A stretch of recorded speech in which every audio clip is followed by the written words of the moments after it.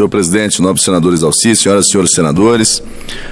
Quero voltar ao tema que iniciei abordando na última segunda-feira e que agitou todo o país e continua na pauta das discussões. Refiro-me à interceptação e divulgação criminosas de mensagens trocadas entre o coordenador da Lava Jato, procurador Deltan Dallagnol, e o então juiz Sérgio Moro, atual ministro da Justiça.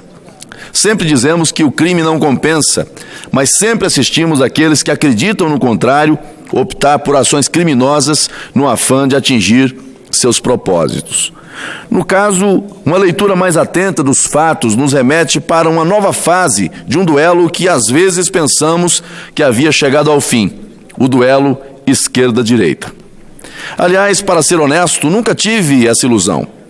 Tenho firme convicção de que a esquerda xiita que existe nesse país jamais vai desistir. Não estou me referindo à esquerda moderada, à esquerda colaborativa, que dialoga e até converge em temas de interesse nacional. Esse setor moderado da esquerda existe e precisamos ter honestidade política para reconhecer. Estou me referindo, como disse, à esquerda xiita, que é composta pelo que muitos chamam de esquerdopatas, porque a ideologia pode virar doença, senhor presidente. Um fanatismo doentio.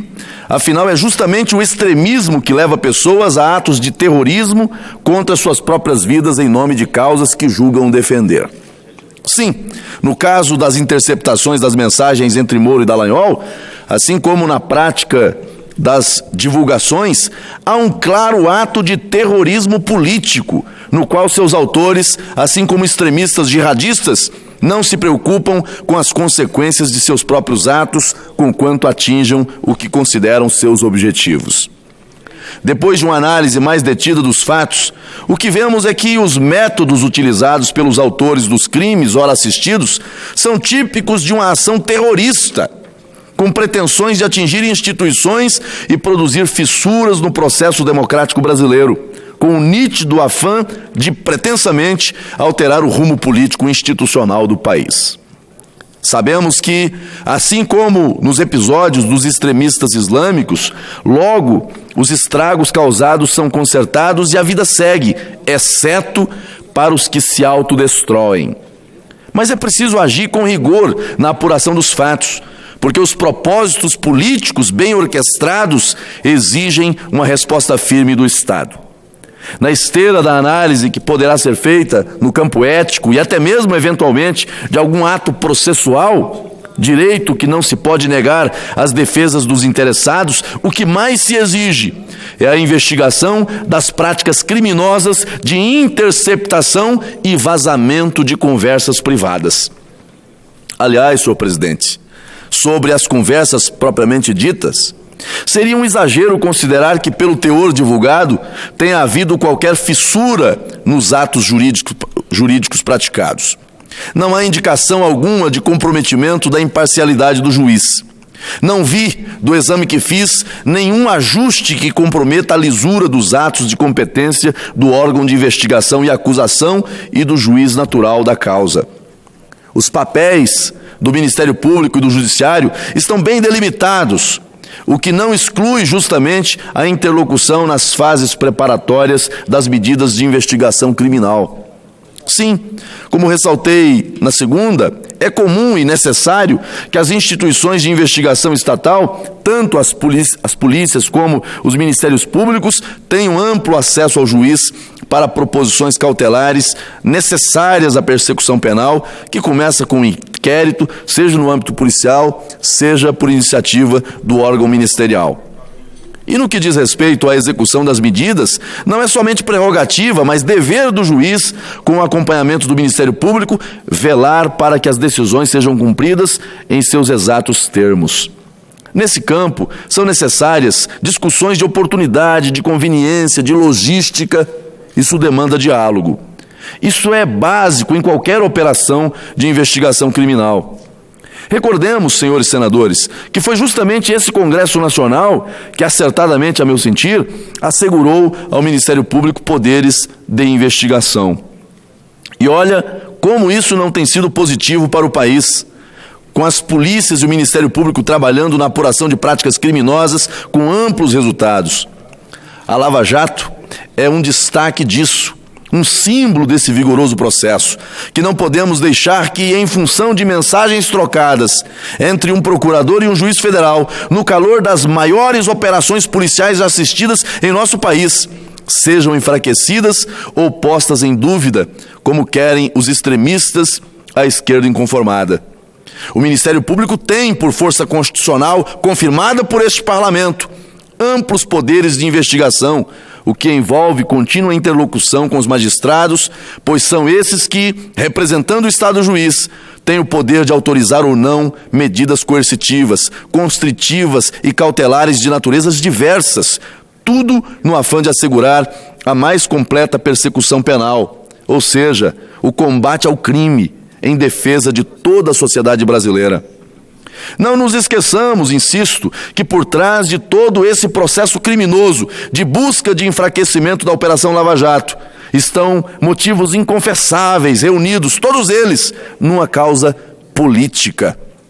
É por isso que a bandeira branca que setores da esquerda às vezes querem acenar é uma bandeira falsa. É a proposta de uma falsa paz, enquanto nos bastidores continuam preparando suas armas para sutil e covardemente voltarem ao ataque. A esquerda radical não tem espírito de paz. Embora não queiramos insistir na polarização, porque seria aparentemente mais favorável ao país a busca de um consenso pelos interesses nacionais. Seria ingenuidade acreditar que extremistas realmente sejam capazes de atender a esse chamado de forma verdadeira e sincera. E aqui, senhor presidente, faço uma observação. Faz mal ao país os extremos de esquerda e os extremos de direita. Há que se considerar, porque há quem pense que só um dos extremos é nocivo, é perverso, desconstrói. Mas não, a extrema esquerda é nociva, assim como a extrema direita também o é, e é preciso fazer essa constatação. O diálogo, a ponderação, a moderação é o caminho que torna possível o avanço do país. A virada política que as últimas eleições deram ao Brasil foi necessária, porque o estado de coisas antes visto era insuportável. A esquerda radical pisoteou nossos valores ao longo de praticamente 4 mandatos. Pregavam tolerância, mas sempre foram os mais intolerantes. Falavam em democracia, mas são os mais antidemocratas. O radicalismo da esquerda é nocivo, perverso, violento, criminoso. Não é isso que queremos para o Brasil. Queremos um modelo político equilibrado, que congregue toda a sociedade de bem, que dialogue com as diferenças, que encontre alternativa para os grandes problemas da nação. Isso poderia ser feito, sim, com ampla interlocução e conjugação de sinceros esforços com todos os setores da política nacional. Mas está mais do que claro que a esquerda radical não é digna dessa confiança. A esquerda das facadas, dos golpes rasteiros, das invasões à privacidade, do terrorismo, não merece a mínima confiança. Com o crime não se negocia. Quero dizer, finalmente, que se ao exame das conversas entre membros do Ministério Público e o juiz, dando-se elas aqui como verdadeiras, tivéssemos encontrado qualquer indício de violação aos direitos dos cidadãos, qualquer cidadão fosse, teríamos o dever de defender a correção das condutas. A defesa do Estado e de suas instituições é necessário, até o limite que estejam agindo dentro da legalidade, assegurando todos os direitos e garantias fundamentais que a Constituição brasileira estabelece. Não adotamos e nem queremos um regime policialesco. Queremos o Estado que nossa Carta Magna desenhou, Estado democrático de direito. Enquanto polícias, Ministério Público e Judiciário estiverem agindo dentro dessas balizas, poderão e precisarão contar com o nosso vigoroso apoio. É claro e repito que se excessos aconteceram, se ferimento à eticidade da função de agente público, de agente do Estado aconteceram, é preciso que se apure na esfera competente. É preciso que se enfrente da maneira correta. Mas nesse momento, e aqui concluo, prefiro presumir de boa fé e a par do que vi, essa é a sustentação que faço. Prefiro ficar do lado daqueles que enfrentam a corrupção. Prefiro ficar do lado daqueles que enfrentam o crime organizado. Prefiro ficar do lado daqueles que colocaram na cadeia ladrões da República, a me associar àqueles que estão lá pelos malfeitos que praticaram. Senhor presidente, que o país e que este parlamento especialmente não perca o foco, não perca o foco. Penso muitas das vezes que fatos dessa natureza surgem para tirar o foco do parlamento. O país precisa de reformas importantes para promover a retomada do crescimento econômico.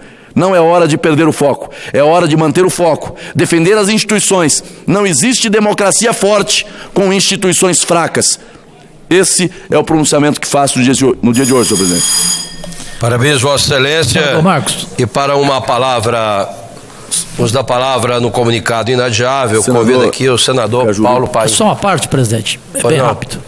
Só para reforçar a linha de raciocínio do senador Marcos Rogério, eu trago aqui o que acabo de ler no Twitter de um dos melhores procuradores federais deste país, Dr. Hélio Telho Correia Filho. Diz ele, senador Marcos, aspas, falsos garantistas têm defendido o uso de provas obtidas por meios criminosos para beneficiar condenados.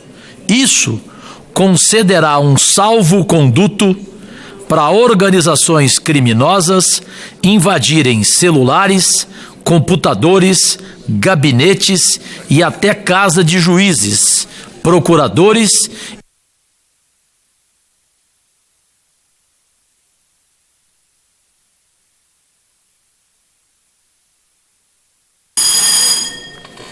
Parabéns.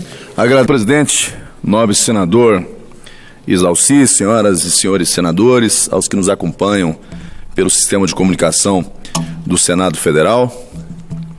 Senhor presidente, ninguém está acima da lei ou é imune a investigações.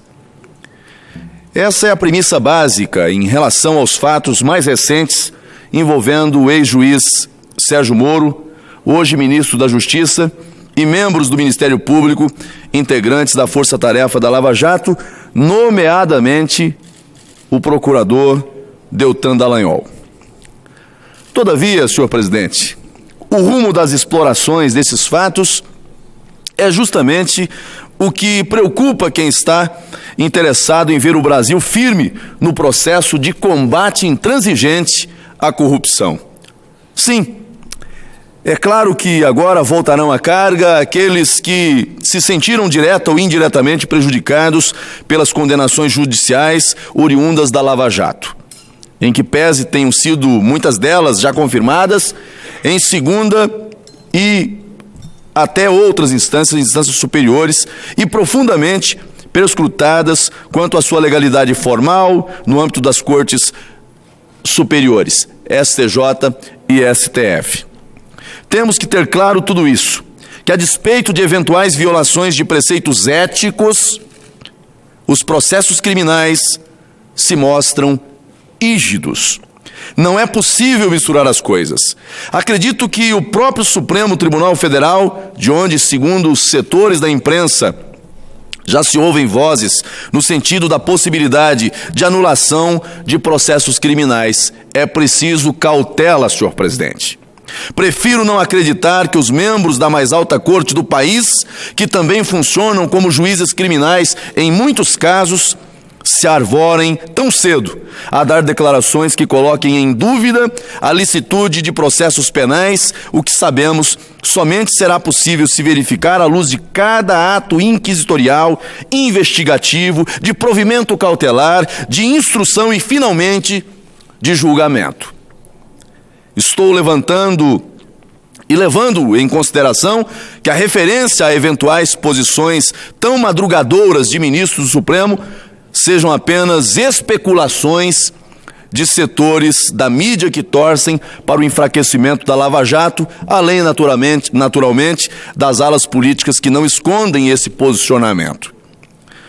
O que o bom senso exige, senhor presidente, nesse momento, é a defesa da integridade de uma operação que logrou desbaratar verdadeiras quadrilhas que saqueavam os cofres da nação, o que está diametralmente distante de eventuais conversas entre membros do Ministério Público e o magistrado responsável pelo julgamento dos pedidos cautelares e a prolatação das próprias sentenças. Ademais, é preciso ter cautela na análise do conteúdo das conversas. Primeiro, atestando sua veracidade. Segundo, considerando o contexto em que essas conversas aconteceram, o contexto em que foram feitas. Pelo teor divulgado até esse momento, as instâncias adequadas para análise quanto à ocorrência ou não de violações éticas são justamente os Conselhos Nacionais do Ministério Público e o CNJ, Conselho Nacional de Justiça, constituídos por força da nossa própria Constituição Federal. Outro sim, é de pleno direito das respectivas defesas ao exame da concretude das falas e eventual influência ilícita em decisões, pugnar pela anulação em concreto desse ou daquele ato judicial. Não é uma anulação a esmo, se for o caso, mas uma anulação pontual, analisando cada fala, cada contexto, para se aferir eventuais excessos ou ilegalidades. Há um princípio basilar do direito, oriundo do sistema jurídico francês, o pas nullité sangrier, que na tradução para o português deixa bem claro qual é o seu objetivo: não há nulidade sem que haja prejuízo. Outro ponto a ser examinado, senhores senadores, diz respeito à tradição jurídica de proximidade entre promotores, procuradores e magistrados. Isso também vem do direito francês, da figura dos procuradores do rei, os chamados magistrados em pé. Seria ingênuo de nossa parte considerar que, de forma absoluta, funciona a igualdade entre acusação e defesa, à medida em que a acusação é um órgão do Estado, assim como é o juiz.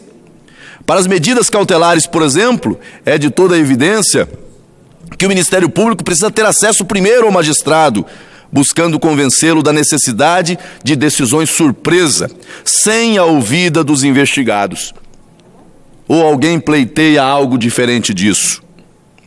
Isso faz parte das prerrogativas do Estado e não necessariamente do promotor ou procurador. É o Estado, lato sensu, que precisa dispor de meios eficazes para combater os crimes punidos mediante ações penais públicas incondicionadas, para os quais são demandados expedientes apuratórios que não podem ser levados ao conhecimento prévio dos suspeitos de práticas criminosas. Seguramente, não é isso que pretendemos censurar, sob pena de estarmos defendendo o afrouxamento do poder de investigação do Estado. A quem interessa o afrouxamento do poder de investigação do Estado? A quem interessa a impunidade? Se realmente queremos repensar de forma objetiva até que ponto pode haver essa aproximação entre promotor e juiz, precisamos repensar nosso modelo jurisdicional e estabelecer critérios objetivos para essa relação institucional. Vejam, senhores senadores, como sempre reclamam os advogados, especialmente os tribunos, a diferença começa sobre a posição do promotor e do juiz nos tribunais. O promotor sempre é sentado ao lado do juiz, o que não ocorre com a defesa. É a tradição. É assim que funciona. O que estou dizendo é que os fatos trazidos à baila precisam ser considerados sob um espectro mais amplo, sob pena de estarmos exercendo uma injusta e precipitada censura. Finalmente, não podemos considerar a envergadura da Lava Jato, sua abrangência, sua complexidade. A Lava Jato é maior que seus integrantes. A Lava Jato está acima dos seus integrantes. Eles não são perfeitos, podem falhar. É notório que Polícia Federal, Ministério Público e Judiciário terminam tendo uma necessária aproximação ao longo das operações, especialmente em uma época em que havia uma clara disposição de se atacar a Operação Lava Jato. A quem queremos enganar? Quem quer ser enganado nesse processo todo? Ou não é isso a clara evidência que nós vimos ao longo desse processo? Sim, quando forças contrárias poderosas se levantaram contra a Operação Lava Jato, não é de se ignorar que os atores desse processo possam ter se unido mais intensamente para preservar as investigações e atingir a finalidade comum, que era fazer justiça aos casos concretos. Isso é o que, mais do que tudo, é preciso ser considerado.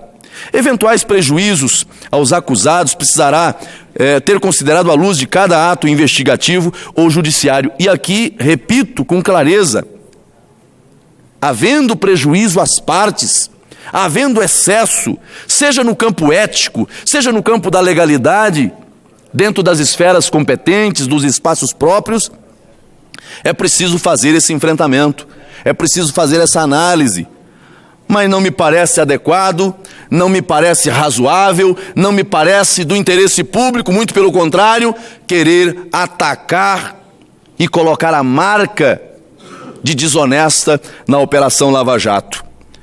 A Operação Lava Jato, senhor presidente, com toda a vênia, é uma conquista da sociedade brasileira, que se viu ao longo dos tempos, ao longo dos últimos anos, sem esperança, desapontada, entristecida, decepcionada, não só com a política, mas também com aqueles que formam o próprio Estado, fazem parte das instituições de controle do Estado, com o próprio Judiciário. Por isso disse no início e concluo repetindo: ninguém está acima da lei ou é imune às investigações. O que não podemos é explorar os fatos contra o interesse de todo o país, que estava e está cansado de tanto ver triunfar as nulidades, de tanto ver prosperar a desonra e de tanto ver crescer a injustiça. Como já dizia Rui Barbosa, precisamos definitivamente deixar para trás os tempos em que os poderes se agigantavam nas mãos dos maus, sob pena da sociedade brasileira voltar a desanimar-se da virtude, rir da honra e ter vergonha de ser honesto. Senhor presidente, senhoras e senhores parlamentares, a Lava Jato representou e representa um sopro de esperança nas instituições. A Lava Jato representa uma conquista da sociedade no enfrentamento a criminosos, sejam eles quem forem, estejam eles onde estiverem, com a estatura que têm, com o poder que têm. A Lava Jato mostrou ao Brasil que é possível enfrentar o crime organizado, institucionalizado, sistêmico, na defesa do interesse nacional, na defesa do interesse público, na defesa da probidade da administração. Ou não é disso que estamos a falar? Ou não é disso que estamos falando? Senhor presidente, senhoras e senhores parlamentares, prefiro me filiar, prefiro me associar aos que defendem a probidade, prefiro me associar aos que defendem investigação, prefiro me filiar àqueles que defendem um Estado puro, limpo, afastado de todo tipo de suspeita. Isso não significa dizer que ignoro a gravidade daquilo que estamos a ter conhecimento nesse momento. Não estou aqui levianamente, e não poderia fazê-lo, sob pena de ir contra aquilo que defendo ao longo da minha vida, desconsiderar a gravidade do que estamos vendo noticiado hoje. O que estou fazendo aqui é uma análise, é uma avaliação de que não podemos, nesse momento, a par de alguns recortes informativos do vazamento, que ainda não se sabe a extensão, não se sabe a profundidade, condenar toda uma operação que deu ao Brasil, repito, as condições de voltar a acreditar, de voltar a ter esperança. E, senhor presidente, Não há democracia que sobreviva num ambiente de desesperança. Não há democracia, não há Estado de Direito que consiga prevalecer, sobreviver num ambiente de permanente desconfiança. Repito, a Lava Jato é um sopro de esperança para os brasileiros. Na última eleição, todos nós que aqui estamos, fomos às ruas e sentimos exatamente isso. O cidadão brasileiro desesperançado, revoltado, frustrado, distantes da política. E em razão justamente do que viu ao longo dos anos. Mas também pôde ver, nesses últimos tempos, dentro de setores do Judiciário, dentro de setores do Ministério Público, dentro da Polícia Federal, uma ação concreta de enfrentamento e combate à corrupção. E os brasileiros voltaram a ter esperança.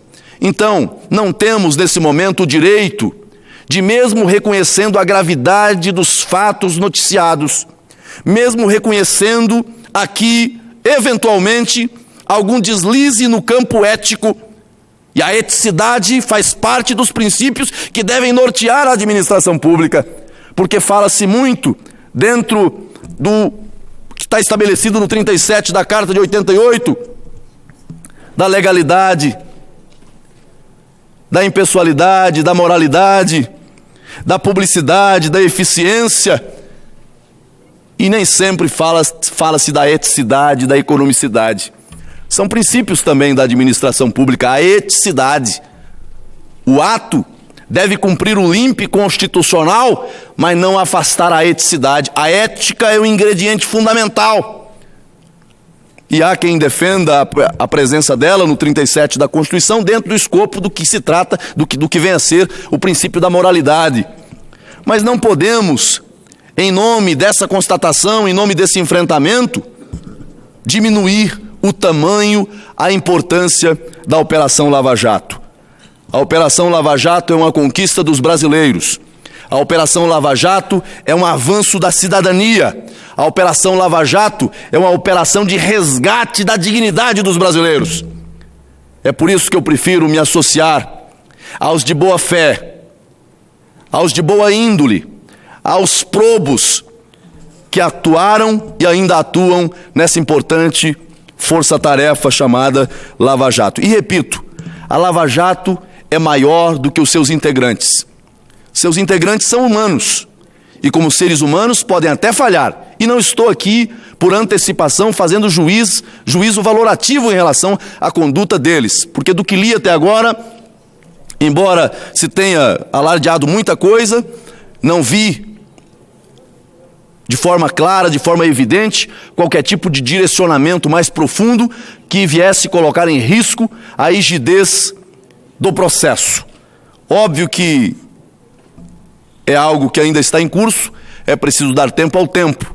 Mas, como disse e repito, nós temos as instâncias próprias para apurar as condutas daqueles que estão no Ministério Público, o Conselho Nacional do Ministério Público, e do Judiciário, o Conselho Nacional de Justiça. Por ora, continuo firme na defesa da Lava Jato, na defesa das instituições, porque não há democracia forte com instituições fracas. Ou nós defendemos as instituições, o seu papel, a sua relevância, ou então fracassamos enquanto modelo democrático. Senhor presidente, era o que tinha para a tarde de hoje, mais uma vez ressaltando aqui minha confiança de que aquilo que a Operação Lava Jato, aquilo que o então juiz Sérgio Moro fez enquanto juiz federal, confirmado pelo Tribunal Regional Federal, confirmado pelo STJ, confirmado pelo Supremo Tribunal Federal, certamente não estará nesse momento sendo colocado em segundo plano em razão de algumas publicações. É bom dar tempo ao tempo, mas prefiro presumir justamente na segurança dos atos praticados, das decisões praticadas no âmbito da Lava Jato. Muito obrigado, senhor presidente. Senador Marcos, peço Vossa Excelência para assumir a presidência e já chamo imediatamente o próximo orador, senador Rogério Carvalho.